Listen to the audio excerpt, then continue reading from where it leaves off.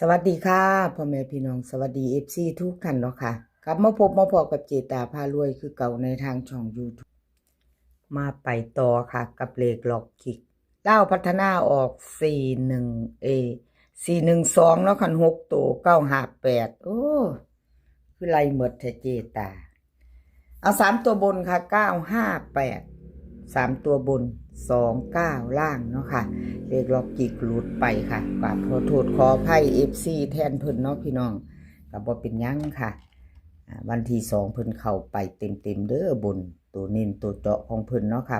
89เนาะเลขล็อกกิก2งวดค่ะเจตาให้เบิ่ง2งวดหลุด1งวดไม่เป็นไรตามต่อมือแรงเลขล็อกกิกสาวน้อยหน้ามนต์คนขยันคนน่ารักเนาะค่ะเฮาตามกันต่อกับเลขล็อกจิกมาไปต่อค่ะถือว่าเดินกะลุดไปสองงวดมางวดหนึ่งอยู่เนาะพี่น้องบ่เป็นยังมาไปต่อกับเพิ่นเลขล็อกจิกแคปหน้าจอเด้อค่ะ FC ใครจะตามต่อกับเลขล็อกจิกลาวพัฒนาค่ะวิ่งลูดวันที่6มื้อนี้เพิ่นให้มา5ค่ะ5ตัวเดียว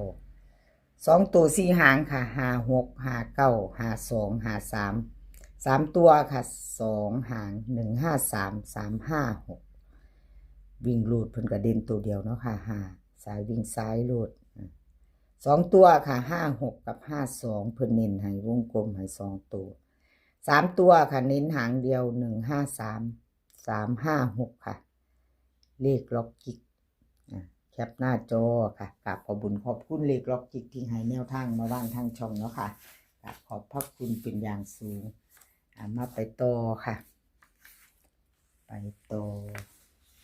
เซียนซุ่มค่ะเซียนซุ่มวันที่4ที่ผ่านมาค่ะพี่น้องกับขอโทษขออภัย FC แทนเซียนซุ่มเนาะค่ะวันที่4ที่ผ่านมาแนวทางของเซียนซุ่มบ่เดินบ่เข้าเนาะลาวพัฒนาออก9583ตัวบนค่ะ29ล่างวิ่งลูด2ตัว3ตัวเซียนซุ่มหลุดไปเนาะค่ะหลุดคือหลุดค่ะพี่น้องแต่วันที่2เพิ่นก็เข้าไปเต็มๆตรงๆเด้อค่ะเน้นตัวเน้นตัวจอเพิ่นพร้อมเนาะพี่น้อง2งวดก็มาอยู่ก็หลุดอยู่งวดนึงเข้างวด1หลุดงวด1ก็พิจารณาเบิ่งแนวทางใหม่ค่ะกับขอบคุญขอบคุณเซียนซุ่มที่ให้แนวทางมาว่างทางช่องของเจตาเนาะค่ะขอบพระคุณหลายๆไปจะไปต่อกับเพิ่นก็เตรียมแคปหน้าจอเด้อค่ะพี่น้องเซียนซุ่มเลขทุกตัวมาวางเพื่อเป็นแนวทางโปรดใช้วิจารณญาณในการรับชมเป็นอย่างสูงค่ะมาต่อกับเซียนซุ่มวิ่งลูดเพิ่นให้มา4กับ5ค่ะ2ตัว4หาง4 5 4 6 5 6 5 7ค่ะเบิ้ล4กับ5 3ตัว3หาง3 4 5 3 5 6 4 4 5ค่ะวิ่งลูดเพิ่นเด่น4ร่อง5เด้อค่ะเด่น4ร่อง5เน้นให้ตัวเดียวค่ะเน้น4ร่อง5 2ตัวค่ะเพิ่นเน้นให้2หางเน้น2หาง4 5กับ4 6 3ตัวเน้น2หางค่ะ3ตัว3 4 5กับ4 4 5ค่ะเอาพิจารณาเบิ่งพี่น้องแนวทางใหม่ของเพิ่นมื้อนี้เป็นวันศุกร์วันที่6 2 ทุ่มครึ่งค่ะลาวพัฒนาออกเอา FC ว่าจังใดตัวเบิ่น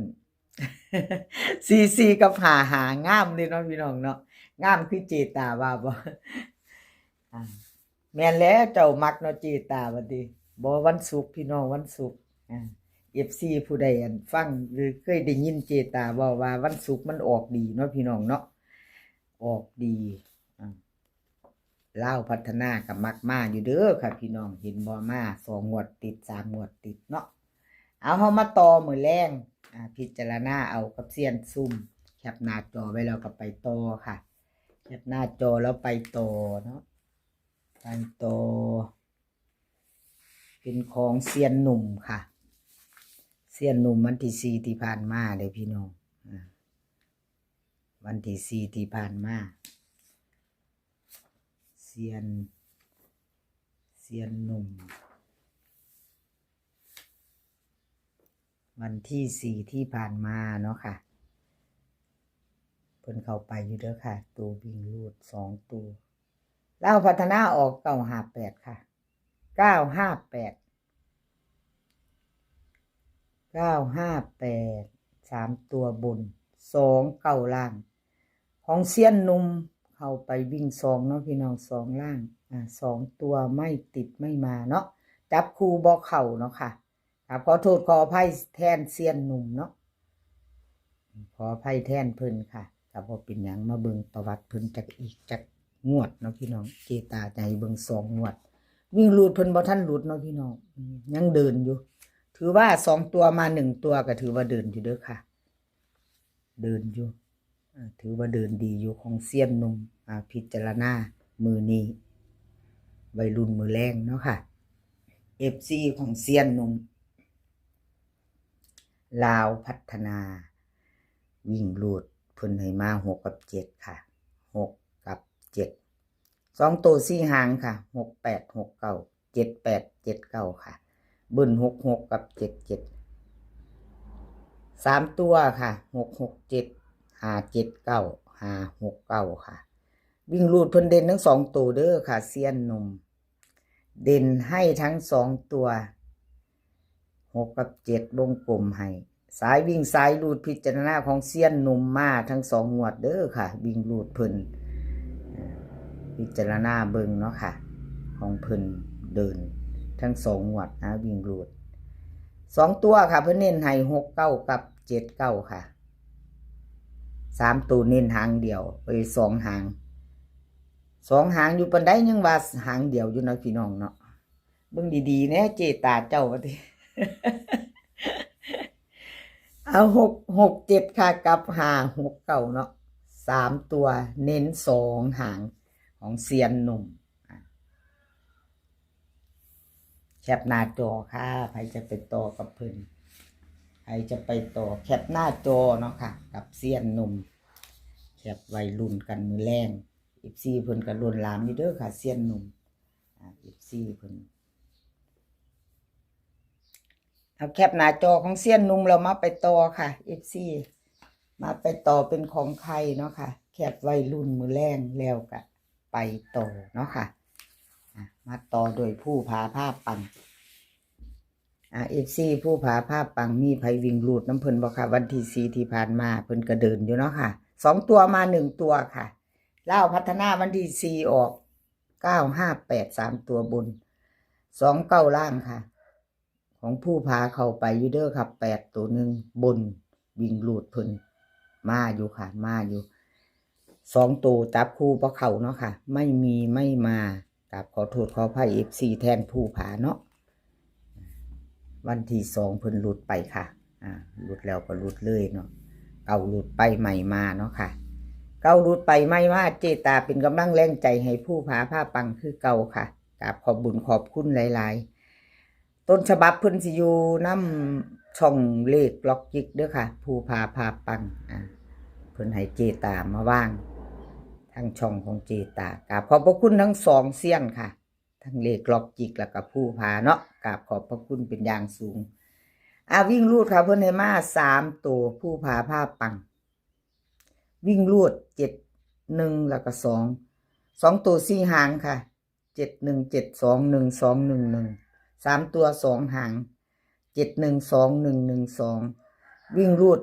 3ตัว7กับ1กับ2วงกลมให้ทั้ง3ตัวค่ะเด่นทั้ง3ตัวจับตามองค่ะพี่น้องผู้ผาผ้าปัง2ตัวเน้นทั้ง4หางค่ะ71721211 3ตัวก็เน้นทั้ง2หาง712112ค่ะพี่น้อง FC ผู้พาผ้าปังกับแคปหน้าจอไว้เนาะค่ะแคปหน้าจอเราไปลุ้นต่อกับเพิ่นมือแรงค่ะลุ้นต่อมือแรงกับขอบคุณขอบคุณหลายๆเนาะค่ะผู้พาผ้าปังที่ให้แนวทางมาว่างแล้วก็ขาดบ่ได้คือ FC เด้อค่ะ FC ทุกท่านเนาะที่เขามาคอมเมนต์มากดไลค์กดแชร์กดหัวใจให้เจตาในช่องน้อยๆกราบขอบคุณเป็นอย่างสูงค่ะขอบคุณหลายๆเจตาอ่านผิดไปเขียนผิดไปเนาะค่ะผิดพลาดไปกราบงามๆขอโทษขออภัยอย่าถืออย่าซ่าเนาะค่ะเม่นเขามาได้พี่น้องแนะนำเขามาได้เนาะ นินเขามิมคอมเมนต์เข้ามาแนะนำกันได้ผิดพลาดแบบใดเนาะ FC เจตาใจดีค่ะผิดพลาดใดเพิ่นก็พิมพ์มาบอกเนาะเพิ่นเมนมาบอกครับขอบพระคุณหลายๆคลิปนี้ขอให้โชคดีกับเล่าพัฒนามื้อแรงค่ะให้โชคดีกันทุกคนมื้อนี้ก็ขอให้มีความสุขขอให้สุขภาพร่างกายแข็งแรงเด้อค่ะสุขภาพย่อมมาก่อนเสมอเดินทางไปไสก็ขอให้ปลอดภัยค่ะเดินทางไปขอให้มีโชคกลับมาขอให้มีชัยคลิปหน้าพอกันใหม่ค่ะคลิปนี้ค่ะสวัสดีค่ะ